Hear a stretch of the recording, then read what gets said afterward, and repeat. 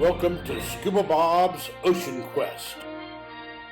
Our goal is to educate youth and adults on the importance of our oceans and waterways. Scuba Bob has been diving since 1978 with thousands of dives around the world. The oceans cover 72% of the Earth's surface. In today's episode, we'll be doing reef diving in Belize. It looks like we're off to another adventure on the sea.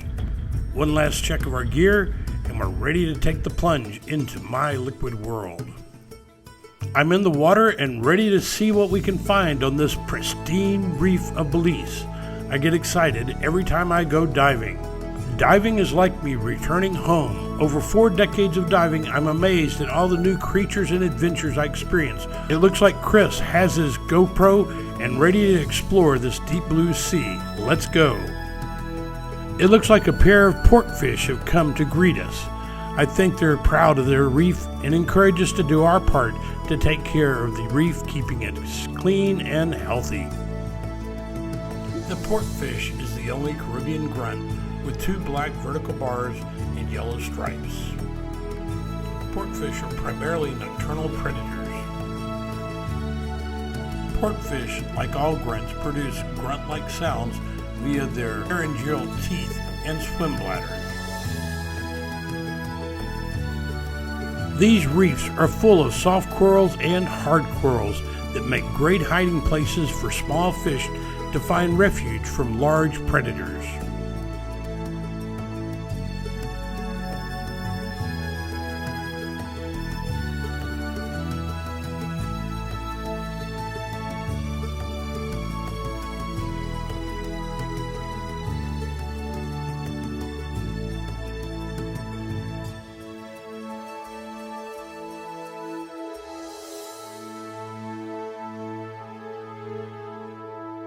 There goes a yellow-tailed snapper. Yellow-tailed snappers usually swim in schools and hang out under ledges. I guess this guy is trying to find the rest of his friends. Look, here comes a shark. I guess we need to get out of the water before we get our legs bit off. Hey, what happened? The shark didn't bite me. In fact, he just swam right by me. I guess Hollywood is wrong about sharks. Over the years I've been diving, I've been on over 20 shark dives around the world, and I've never feared these apex predators. The fact is that I've felt like sharks act more like dogs. They're looking for food, but we're not on their menu. The fact is that sharks eat crab, small fish, and dead and dying animals. If you look closely, the shark is checking out the divers. In this case, the shark sees that the diver has a camera and a Hawaiian sling or pool smear to catch fish. In fact, it's for the lionfish.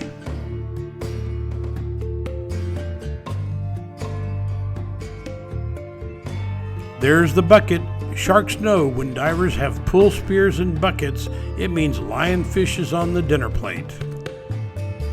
It looks like Chris wants to make contact with our seagoing friend. A diver making contact and no blood? I guess Hollywood needs to be educated on how friendly these creatures are and quit making them be some kind of deep sea monster.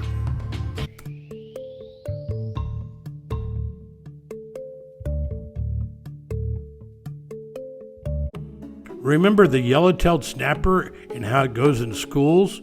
Well, here's a school of grunts taking refuge in this beautiful coral structure.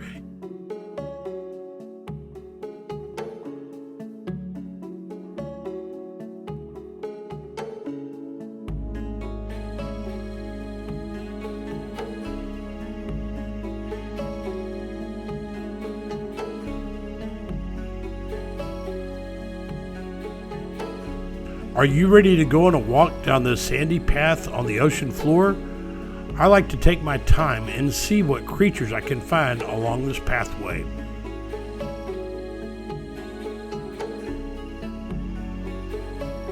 Sea fans and sea whips are swaying in the current.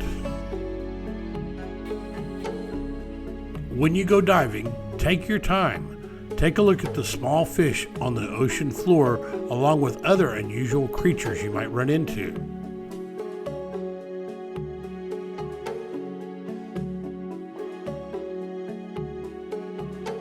As you look at the other divers, you can see that we have a visibility between 60 and 100 feet, and that's not bad.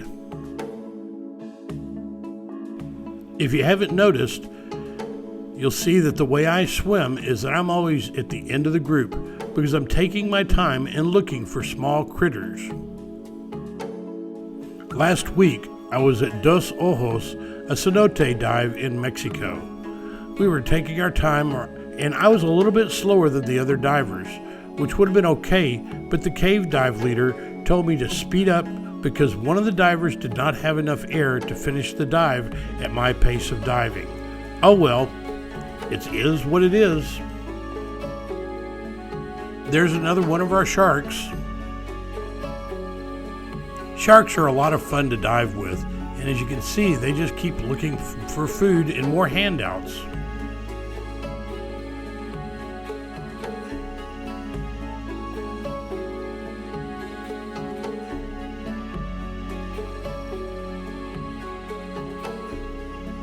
It looks like Brian's trying to practice his neutral buoyancy. Good job.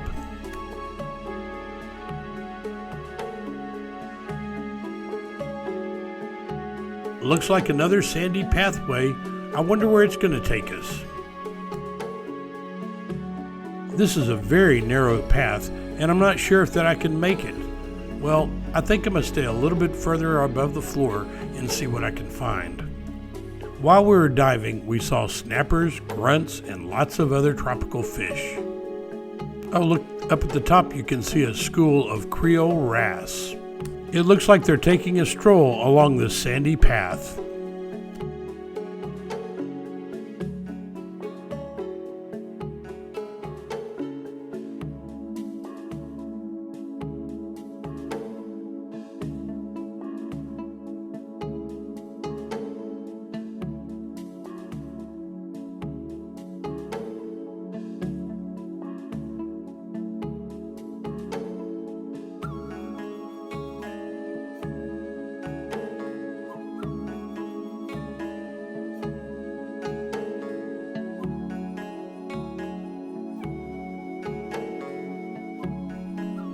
Oh, 12 o'clock high. There's our shark friend. It looks like he's getting a bird's eye view of us diving.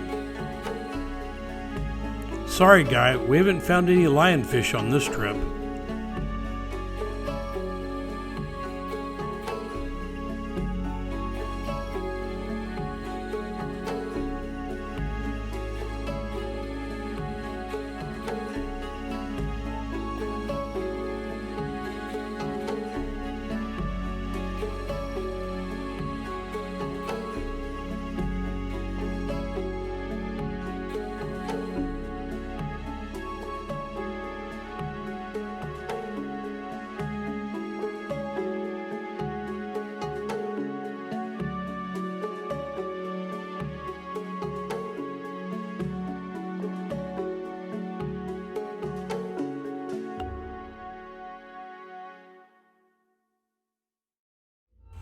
Back on top of the reef, we can see brain coral, leaf coral, sea fans, sea whips, and then lots of small fish.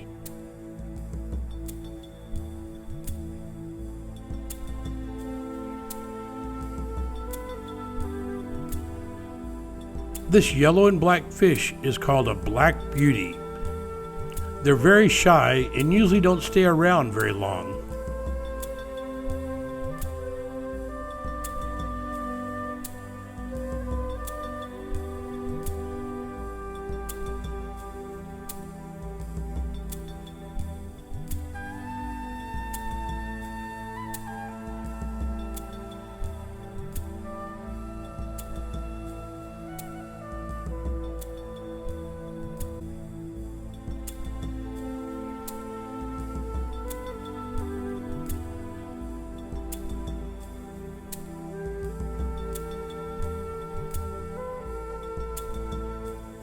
What do we have here? Hey, it looks like a sea cucumber. Sea cucumbers protect coral reefs from devastating effects of climate change. A new study states that the sea cucumber plays a vital role in reducing the harmful impact of ocean acidification on coral growth. The Palauan people use the sea cucumber to protect their feet when walking on the reef. They squeeze the sea cucumber until it squirts out thick threads, which they put on their feet. Even though this practice may sound harsh, the sea cucumber returns to the reef unharmed. These threads are normally used in the sea cucumber to trap their enemies.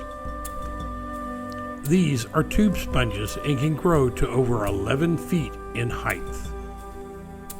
The small fish at the base of the sponge are sharp-nosed pufferfish that hide in and around the sponge to keep safe from predators. The sharp-nosed puffer is a small fish and reaches a maximum size of only 4 to 5 inches. Some puffer species grow quite large. However, the smaller puffers are more commonly called tobies. The Caribbean sharp-nosed puffer is a relatively small omnivorous fish that lives in the shallow waters of the Caribbean, usually in coral reefs, but are sometimes found in seagrass beds. Pufferfish are so named because of their ability to inflate their bodies as a defense mechanism against predators. Once inflated with water and air, they look larger and make it harder for predators to swallow them. These long feathery corals are called sea corky finger corals. Corky sea fingers, as the name implies, grow in a wide variety of finger-like stalks. The polyps seem to be long and hairy, also appearing larger than the other Gorgonian corals. The coral tissue below the polyps will be purple or gray. Now there's a nice tube sponge. Remember, when you dive, be careful to control your buoyancy so you do not damage sponges like this. When you're trained to be a scuba diver, you need to master your buoyancy skills. Be sure to take a course in buoyancy control to protect the reefs. Reefs are the lifebloods of our survival, and we need to make sure that we take care of them.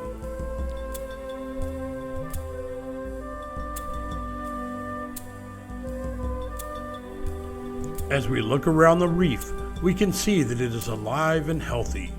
Over my many years of diving, I've been back to reefs where I dove 20 to 30 years ago. To my dismay, the reef is barren, lifeless, and nothing but dead coral remains. Let's take care of our ocean. Here are 15 facts about corals. Corals are not plants, they're animals. Coral reefs are home to an extremely diverse ecosystem of creatures. Coral reefs are massive. In fact, the Great Barrier Reef of Australia is the largest living structure on Earth.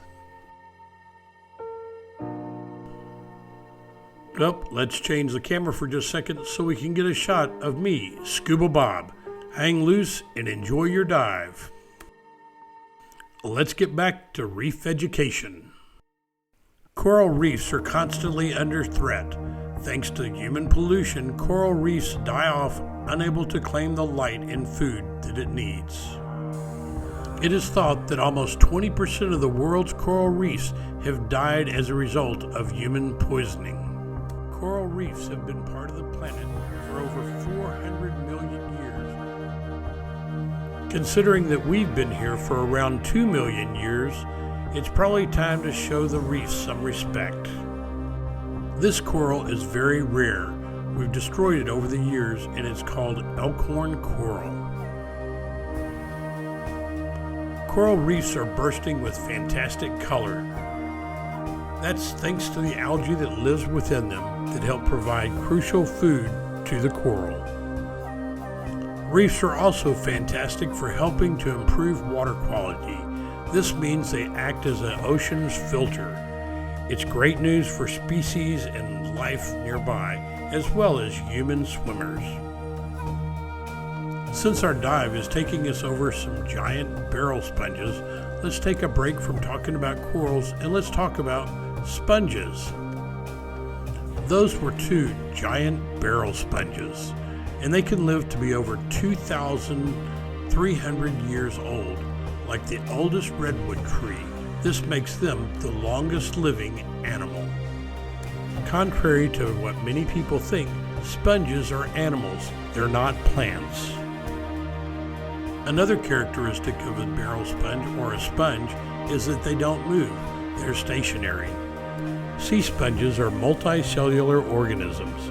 Multicellular organisms are living things that have more than one cell in them. This group of multicellular organisms have no cell wall. How large are sea sponges? The smallest sponge has a length of 2 to 3 centimeters. In the Hawaiian Islands, there was a sea sponge that was found with a length of over 12 feet and a height of 7 feet. Sea sponges can also be found in depths of over 7,000 feet. Sea sponges don't have any organs. They just simply accept, capture, filter, and digest bacteria, plankton, and organic particles floating in the ocean's currents. All the nutrients absorbed in the sponge will pass through thousands of tiny pores on the surface of their bodies. I hope you've enjoyed this information on sea sponges. I think our shark friend is telling us that he got a lot of information out of that talk on sea sponges and corals. Here's a tidbit of information you might want to know about sponges. Scientists have found several chemical compounds in sponges that have been able to be used as an anti-AIDS drugs. This active compound is useful for treatment in diseases such as heart disease, arthritis, and HIV/AIDS. It looks like the nurse shark's taking us on a tour of this beautiful coral reef. There's lots of different types of soft coral and hard coral all along the way.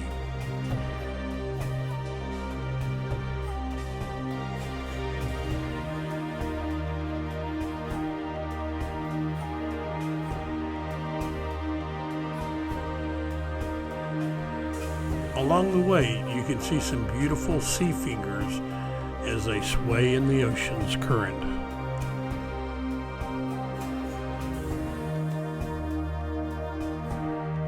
As we dive along the reef, I see beautiful sea fans and different types of sponges all along this beautiful reef. It's alive with fish and marine life.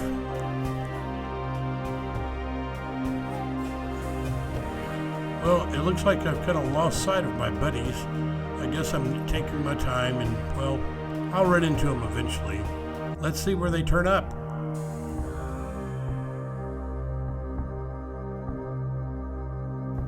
Okay, there. I see some bubbles. I take it that that's my group. Well, let's just speed up a little bit so we can take a look and see what they're up to. These reefs of Belize are part of the Mesoamerican Reef, which goes from Honduras all the way to Cozumel. It's very long. It's the second largest barrier reef in the world.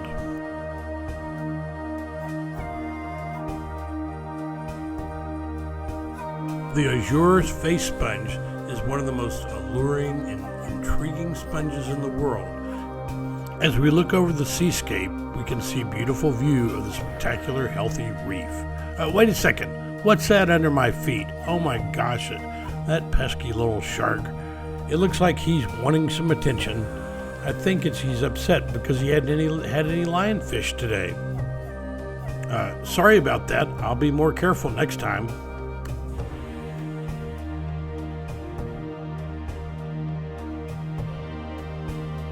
Hey, look up ahead. It looks like the group has slowed down, so I can catch up with them. The way they're gathered around, it looks like they're getting ready to make a safety stop.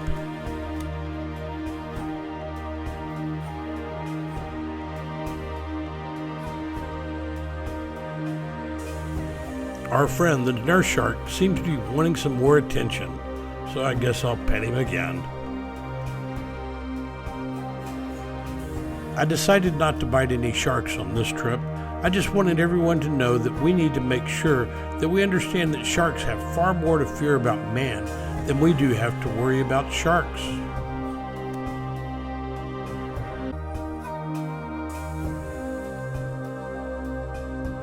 A 150 million sharks are killed each year for their fins. At this point, most sharks are in danger of extinction. If you take a look at this shark, you can see that we have nothing to fear or worry about. We are just not on their menus as animals to eat. I hope through these videos you will understand how important it is to protect our oceans, marine animals, corals, and beaches. If we don't do something about the oceans, then the oceans will turn into nothing but a body of water filled with jellyfish and slime. Hey, look, there goes a reef shark. I'm gonna go down and see if he wants to make friends. I'll go check it out. Nope, it doesn't look like he wants to make friends. I guess he's on a mission to somewhere.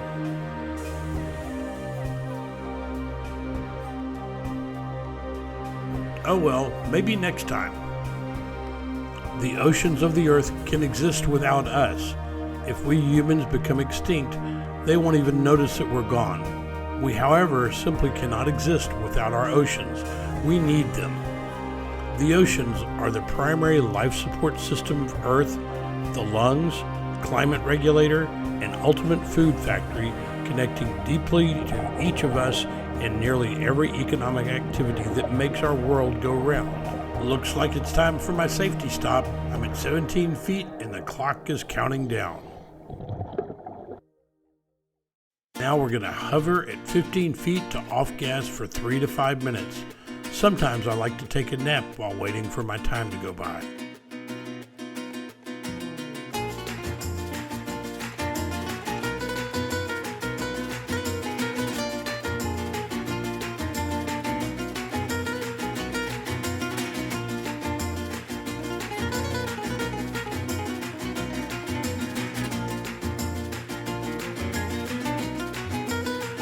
Our dive master has the bucket for lionfish, but it looks like we came up empty this time. No lionfish on this trip. Safety stops are designed to help you off-gas nitrogen and is recommended on all your dives. If you were to stay down beyond the no decompression limit, you'd be forced to make a mandatory decompression stop. If you don't have time for the decompression stop, the dive master will need to monitor you and alert the hyperbaric chamber that you may need their services. This is a very serious situation, so please observe the need for safety stops and do not go into a decompression dive. So, the dive master makes a signal that it's time to go up. Everyone is taking their time not to ascend faster than 1 foot per 2 seconds.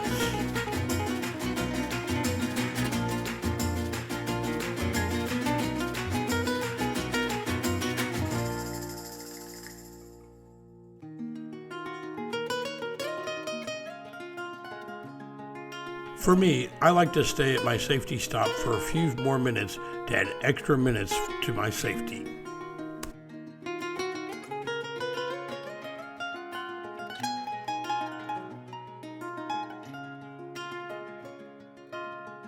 I like to take a few extra minutes for my safety stop because you never know who's going to be coming by. One time I saw a whale shark pass by.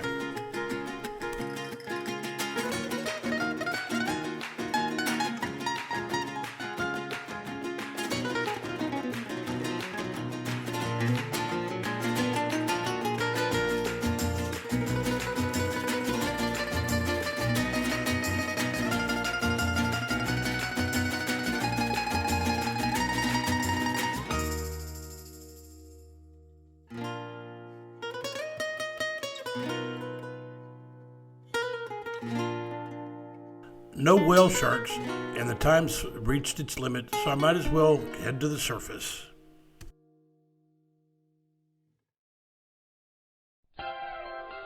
Okay, everyone's made it, and we're on the surface waiting for the boat to pick us up.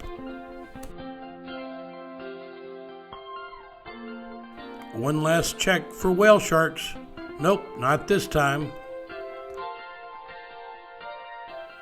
When diving from a boat, you need to let the boat come to you and not chase it. This will tire you out and could make a difficult situation.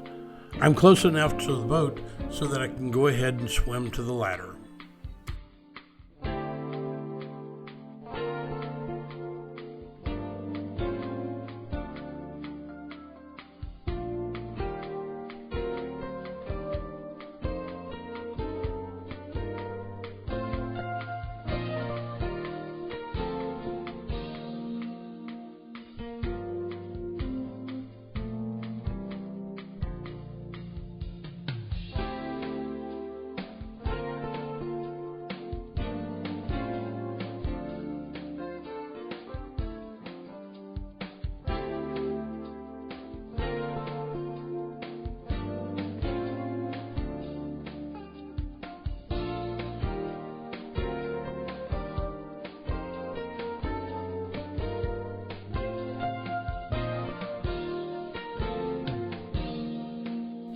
If you notice, I have my snorkel in my mouth. That way I don't lose any of my air, and if I have trouble, I always have my compressed air to save me. Our divers are getting on the boat. Everyone seems to be happy and had a great time.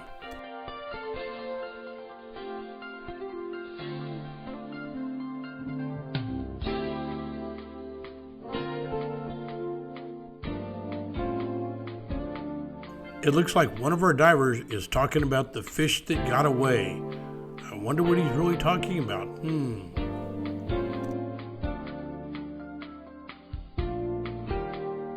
Looks like the first diver's on board, so let's get everybody in.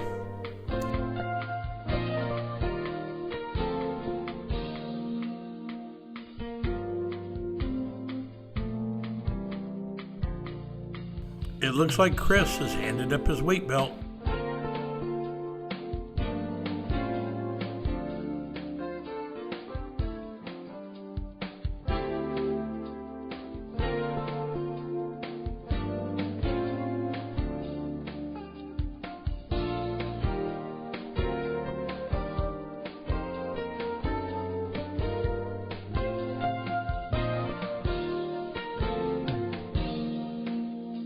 Well, Chris is back on board. Looks like he had a great time.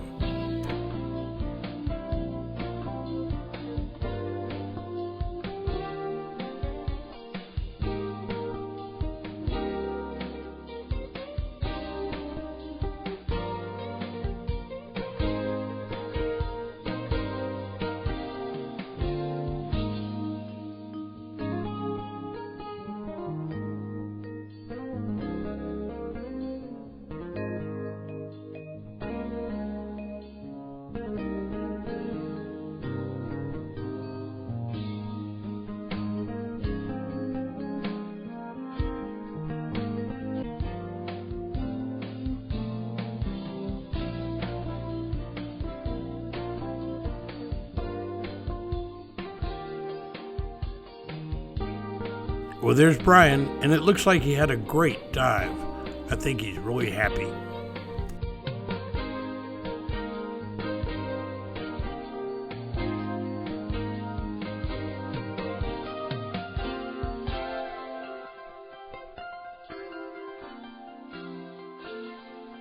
Well, looks like we've got the last diver.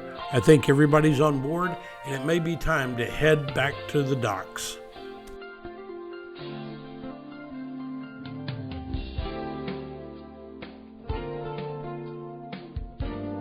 I hope you enjoyed this dive on the reefs of Belize, and we'll come back next week to see what adventures and funs we can experience in this blue world.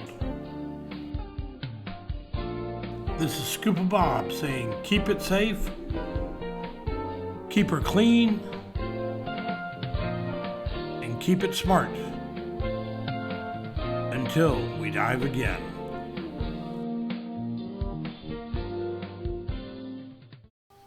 The white dolphin went into extinction in 2006 due to man's ignorance and greed. It is our hope that you see the importance ocean conservation.